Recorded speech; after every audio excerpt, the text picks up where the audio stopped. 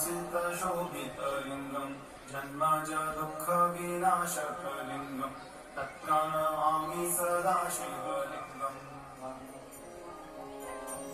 बोल असा मी तुझ्या भक्तीने प्रसन्न झालो. तुला काय हवंय?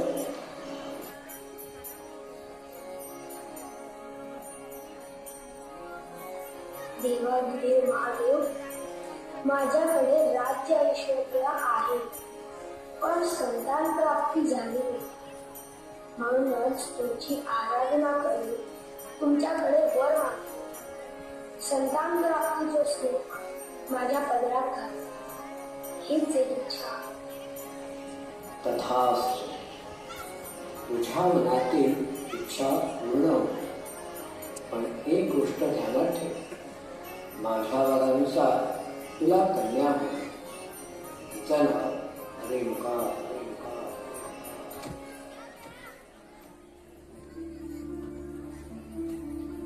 वरानुसार राजा रेणुकला कन्यारत्न प्राप्त झाले व राज्यात सुखाची आणि आनंदाची लाटच उसळली. कन्या रेणुका राजाश्रयात वाढू लागली. बाल्यावस्थेतून ती तरुण झाली.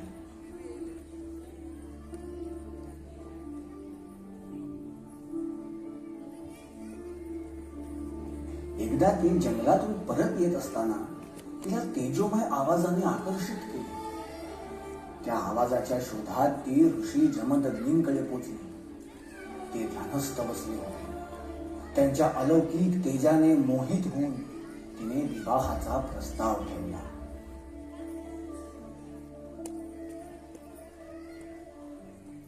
नाही, हे शक्य नाही.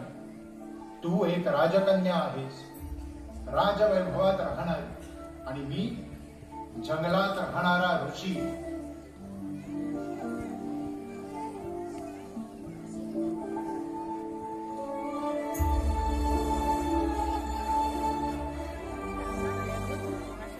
ऋषी अगस्तीच्या सांगण्यावरून मी तुझा स्वीकार करतो, पण एक अट आहे. हो, मान्य आहे मुनिवर्य.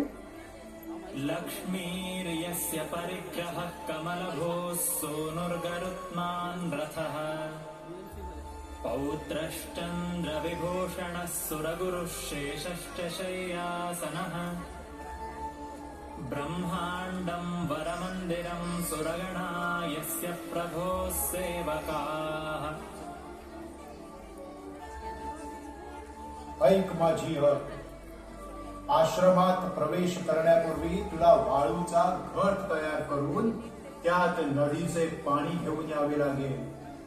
जर घट फुटला तर तुला आश्रमात बाहेर राहावं लागेल.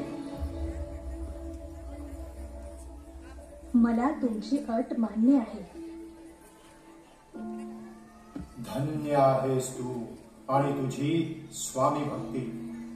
आजपासून तू माझी अर्धांगिनी. तुझी निष्ठा अतुलनीय आहे.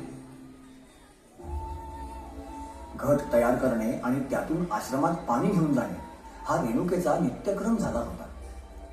एक दिवशी गंधर्व जोडप्याला पाहून रेणुकेचे मन विचलित झाले आणि तिच्या मनात नाना प्रकारचे विचार येऊ लागले. जसं आपलं वैवाहिक जीवन या वैवाहिक जोडप्यासारखं का नाही. ऋषी जमदग्नी क्रोधाग्नीत भडकत होते. त्यांनी आपल्या 4ही पुत्रांना माता रेणुकेचे शीर धडा वेगळे करण्याची आज्ञा दिली.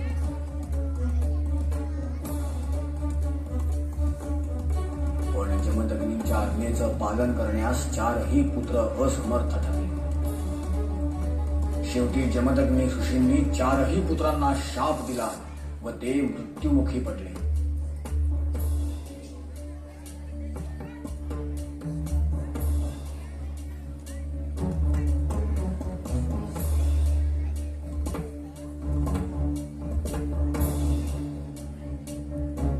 परशुरामांनी जमदग्नी ऋषींच्या आज्ञेचे पालन केले आणि रेणुका मातेचे शीर खंडन केले.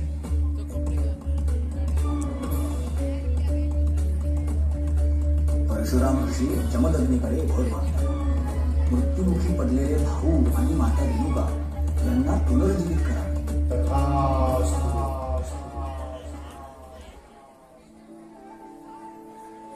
तर अशी ही रेणुका मातेची आख्यायिका. हीच रेणुका माता महाराष्ट्रातल्या माहूर गडावर शक्तीपीठाच्या रूपाने स्थापित झाली.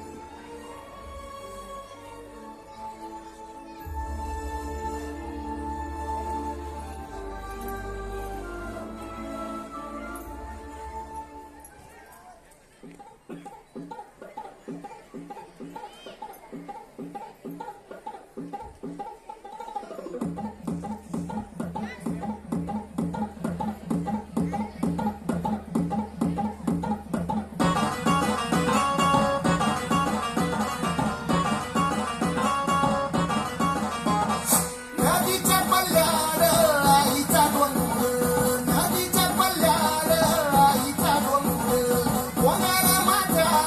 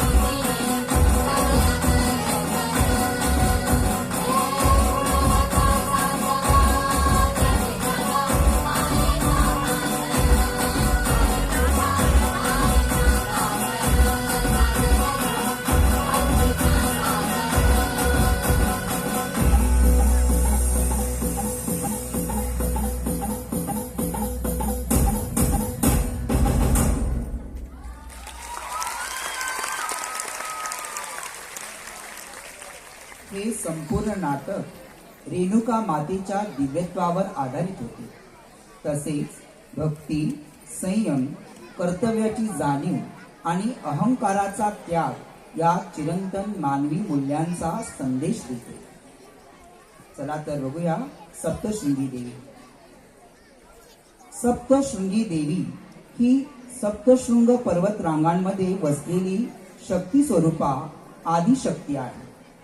ती अष्टभुजाधारी रूपात भक्तांचे सर्व संकटापासून रक्षण करते. ब्रह्मदेवाच्या कमंडलूपासून निघालेल्या गिरिजा महानदीचे रूप म्हणजे सप्तशृंगी देवी. नवरात्रीत आणि उत्सवाच्या काळात तिच्या दर्शनाने भक्तांच्या घरात सुख, शांती आणि समृद्धी नांदते.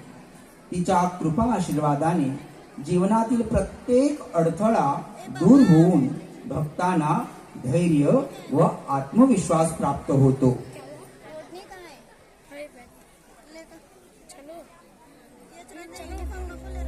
नाशिक जिल्ह्यातील सप्तशृंगी गडावर बसलेली सप्तशृंगी माता ही महाराष्ट्रातील देवींच्या 3.5 शक्तिपीठांपैकी एक आहे. भक्त तिच्याकडे श्रद्धेने येतात कारण ही सप्त डोंगरांची राणी आहे.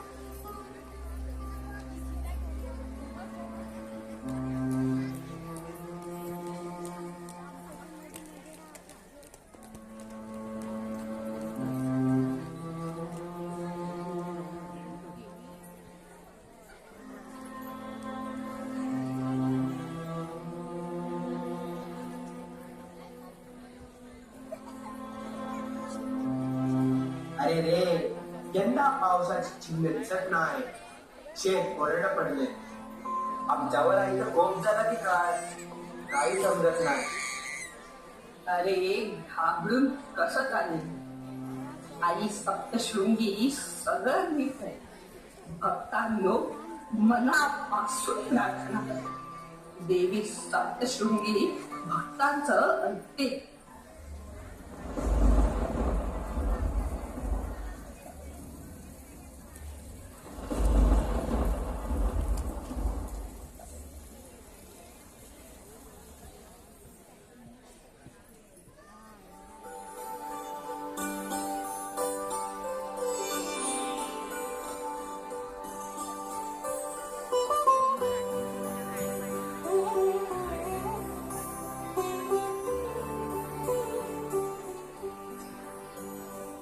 आई, आपण दरवर्षी सप्तशृंगी गडावर का जातो? बाळा, सप्तशृंगी देवी म्हणजे आपल्या सर्वांचं रक्षण करणारी माता. ती दुर्गे मातेचं रूप आहे. 7 शिखरांवर वसलेली. जेव्हा संकट येतं तेव्हा तीच आपल्याला धैर्य देते. आई, तर मग या वर्षी ना आपण चालत गड चढूया, चालत जाऊया. हो बाळा, भक्तीने चालले की पाय थकत नाही. देवी आपल्याला बळ देते.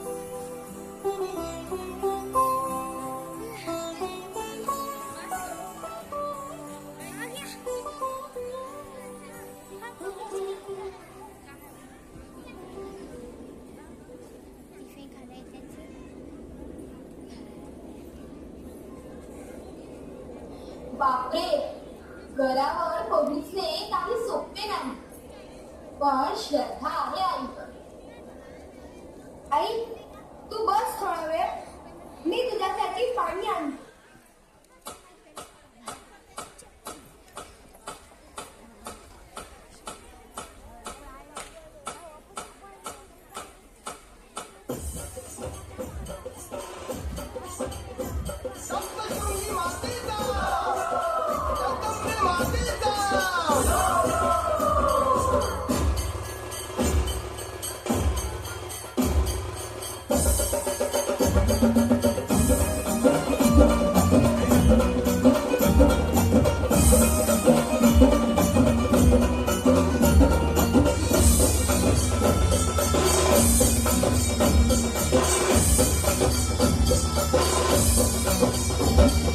वणीगडाच्या उंच डोंगरी प्रगटली महापुरी.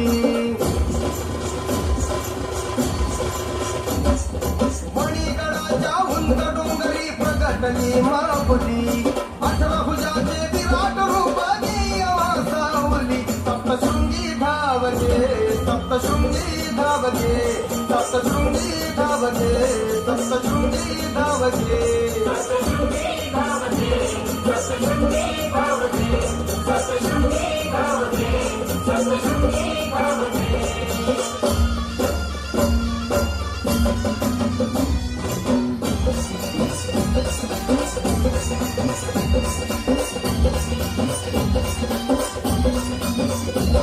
हस्तासाठी सदोदित फुला तुझा दरबार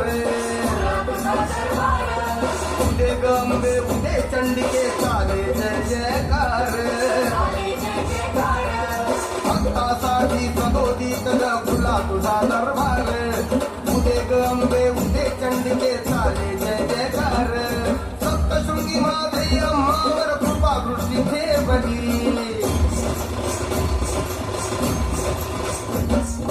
सप्तशृंगी माते अम्मावर कृपा दृष्टी ठेवली 18 भुजाचे विराट रूप सावली सप्तशृंगी धावते सप्तशृंगी धावते सप्तशृंगी धावते सप्तशृंगी धावते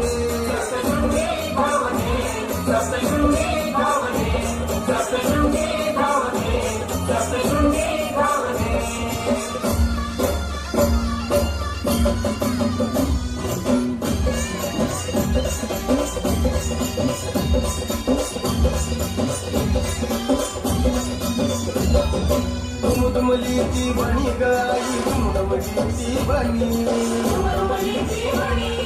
महिषासुर मर्दिनी चंडिके महिषासुर मर्दिनी दुमदुमली ती बनी गाई दुमदुमली ती बनी महिषासुर मर्दिनी चंडिके महिषासुर मर्दिनी ऋषी मुनी अन देवगणांना कुलदेवी पावली ऋषी मुनी अन देवगणांना कुलदेवी पावली 18 भुजाचे विराट रूप सावली सप्तशृंगी धावते सप्तशृंगी धावते सप्तशृंगी धावते सप्तशृंगी धावते मणिगडाच्या उंच डोंगरी प्रगटली माऊली मणिगडाच्या उंच डोंगरी प्रगटली माऊली 18 भुजाचे विराट रूप सावली सप्तशृंगी धावते सप्तशृंगी धावते सप्तशृंगी धावते सप्तशृंगी धावते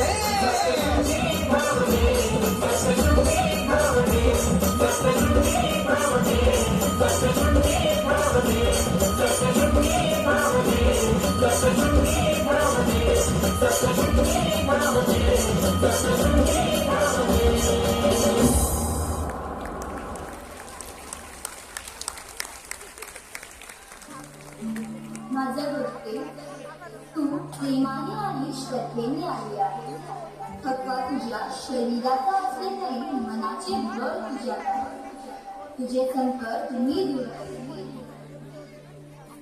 आई सप्तशृंगी मला तुझं दर्शन मिळालं माझं भाग्य फुललं तू नेहमी प्रामाणिक राहा इतरांना मदत कर कारण खरी पूजा हीच आहे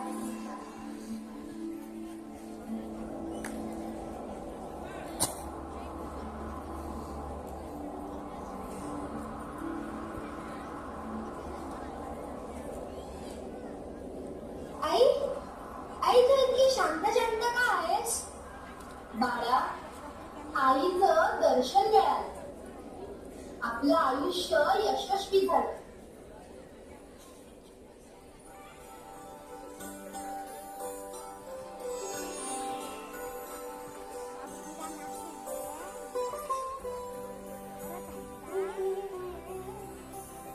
अरे ताई तुझा चेहरा प्रसन्न दिसतोय काय काय झाले गडावर आई सप्तशृंगीनी दर्शन दिलं आणि सांगितलं श्रद्धा प्रामाणिकपणा आणि परोपकार हीच खरी भक्ती खरं आहे आई फक्त वरदान देत नाही, ती जीवन जगण्याची दिशा देते.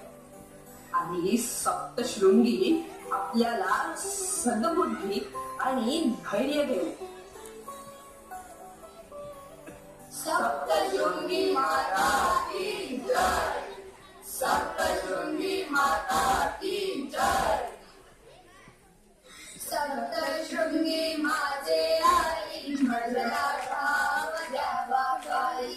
सप्तशृंगी माझे आई मला ठाव द्यावा काही. सप्तशृंगी माझे आई मला ठाव द्यावा काही.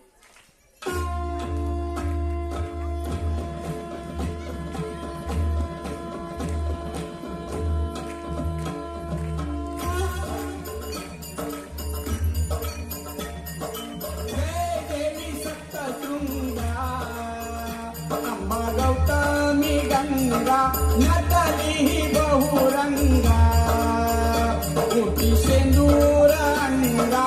जय देवी सप्तशृंगा.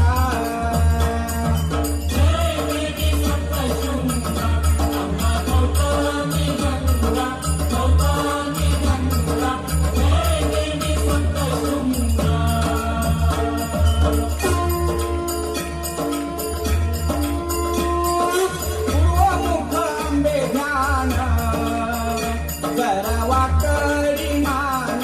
मातेंदेय देई कान सप्तशतीचे पान. ऐके अंबागिरी शृंगा. अंबा गौतमी गंगा. जय देवी सप्तशृंगा.